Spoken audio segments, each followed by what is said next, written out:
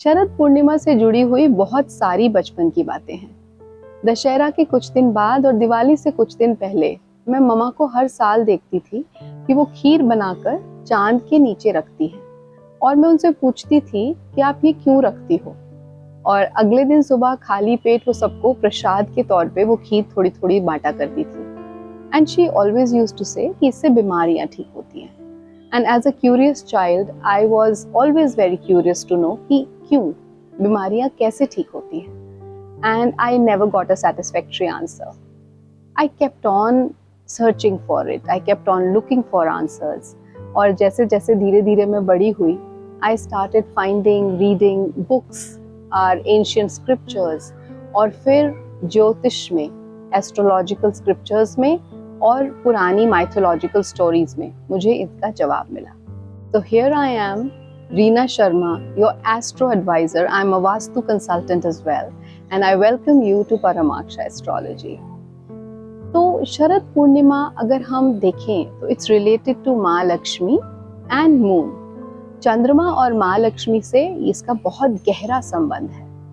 अगर दोनों ही चीजों को हम देखें, हम लक्ष्मी को भी कहते हैं चंचल होती हैं और चंद्रमा को भी कहते हैं कि चंचल होता है, क्योंकि चंद्रमा को हम मन से रिलेट करते हैं एस्ट्रोलॉजी में.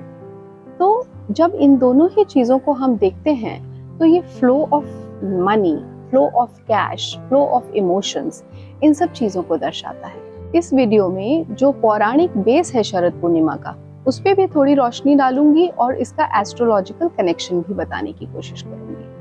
देखिए, लक्ष्मी जी का जन्म अश्विन शुक्ल पक्ष की पूर्णिमा को हुआ था और इसी पूर्णिमा का नाम शरद पूर्णिमा है.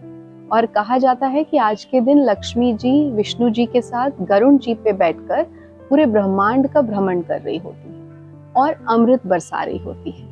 तो कहते हैं कि जो इस दिन लक्ष्मी पूजन करे और अच्छे तरीके से विधि विधान से करे तो उसे कभी भी धन समृद्धि की कभी प्रॉब्लम नहीं होती. And if we talk about the scientific reason behind it, तो शरद पूर्णिमा वाले दिन, या यूं कहूं कि शरद ऋतु में, चंद्रमा धरती के बहुत ही करीब होता है. Moon is very very close to earth and that's why the gravitational pull, जो गुरुत्वाकर्षण होता है चंद्रमा में, उस समय इतना स्ट्रॉन्ग होता है कि वो टाइडल वेव्स को भी रेगुलेट करता है. यानी कि जो हमारे ओशंस में जिसे ज्वार भाटा कहते हैं, उनको भी रेगुलेट करता है. और क्योंकि चंद्रमा एस्ट्रोलॉजिकली मन का भी कारक है, तो जब वो ओशंस को रेगुलेट कर सकता है तो हमारे मन को, हमारी इमोशंस को तो रेगुलेट कर ही सकता है. मान्यता है कि शरद पूर्णिमा वाले दिन अगर चावल और दूध की खीर बनाकर चंद्रमा की किरणों में रात को बाहर रखी जाए और अगले दिन खाली पेट उस खीर को खाया जाए तो बहुत सारे रोग हमारे दूर होते हैं.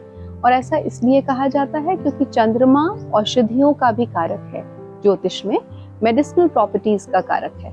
तो इसलिए सारी की सारी जो उसकी किरणों में मेडिसिनल प्रॉपर्टीज होती हैं या जो औषधीय तत्व होते हैं, वो रात भर रखी हुई खीर में बहुत ज़्यादा अब्जॉर्ब हो जाते हैं. और फिर जब हम उन्हें अगले दिन खाते हैं उस खीर के थ्रू, तो हमारी बहुत सारी प्रॉब्लम्स ठीक होती हैं, हमारा इम्यून सिस्टम ठीक होता है. ये बहुत सारी क्रोनिक बीमारियों को भी ठीक करता है. प्रॉब्लम्स लाइक एस्थमा, दमा. आप कहेंगे कि ये तो बहुत ठंडी खीर हो गई, इसकी तो तासीर ठंडी हो गई, और दमा तो लंग्स से रिलेटेड प्रॉब्लम है, कैसे ठीक करेगा? लेकिन इससे दमा ठीक होता है. कहा जाता है कि शरद पूर्णिमा में बाहर रखी हुई खीर को जब कोई ग्रहण करता है, उससे उसकी बहुत सारी बीमारियां दूर हो जाती हैं और उस दिन चंद्रमा अमृत बरसाता है. इसका एस्ट्रोलॉजिकल कारण भी है. जिनकी भी जन्म पत्रिका में या बर्थ चार्ट में मून वीक है, चंद्रमा वीक है, तो उसे ये खीर खानी चाहिए. और ऐसा करने से वो अपने चंद्रमा को स्ट्रांग बनाते हैं. और जब चंद्रमा स्ट्रांग होता है पत्री में, तो आप मेंटली और फिजिकली जितने भी आपको एलिमेंट्स हैं इससे रिलेटेड, वो सब ठीक होते हैं. और क्योंकि शरद पूर्णिमा हर साल आती है, तो इन अ वे अगर आप इसे हर साल करते हैं और हर साल खाते हैं, तो आप अपने आप को, अपने माइंड को, अपनी बॉडी को चार्ज करते हैं. और ऐसा करने से फिर आप ठीक चलते हैं. दैट डजंट मीन कि आप अदरवाइज अपनी बॉडी को बिल्कुल ना देखें और बस शरद पूर्णिमा वाले दिन आपने खीर खा ली और आप ठीक हो गए. ऐसा नहीं होता. You have to give attention to your body which is given to you by that God. तो अगर आप उसका रोजमर्रा डेली बेसिस पे अपनी बॉडी का ध्यान रखेंगे और साथ में ये भी करेंगे then it will be very very beneficial for you। कहा तो ये भी जाता है कि अगर शरद पूर्णिमा वाले दिन आप अपने शरीर पे चंद्रमा की किरणों को 3 से 4 घंटे तक पड़ने दें तो आपको जो मूड स्विंग्स होते हैं वो ठीक होते हैं, आपके बाल अच्छे होते हैं, आपकी स्किन अच्छी होती है, आपकी स्किन से रिलेटेड जो भी आपको इश्यूज चल रहे होते हैं वो ठीक होते हैं। और फिर ये मन का कारक है तो आप मन से भी काफी प्रसन्न होते हैं, प्रफुल्लित महसूस करते हैं। तो कहते हैं ना कि मन के हारे हार है, मन के जीते जीत। तो इसका मतलब अपने मन को स्ट्रांग बनाना बहुत जरूरी है।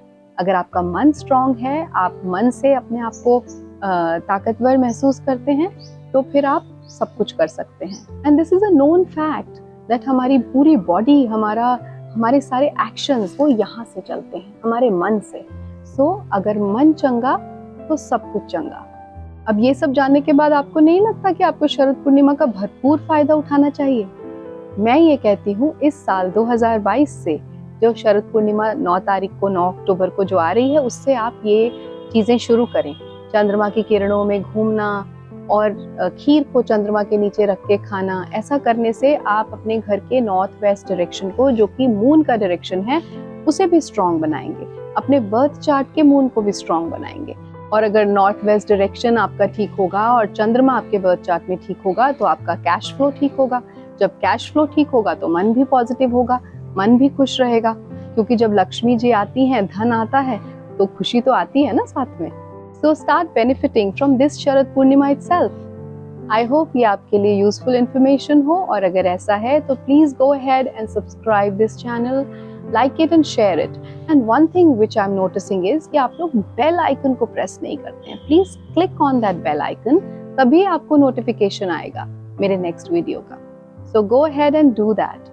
Thank you for watching this video and wait for the next one। You guys have a wonderful, wonderful day ahead। Namaskar।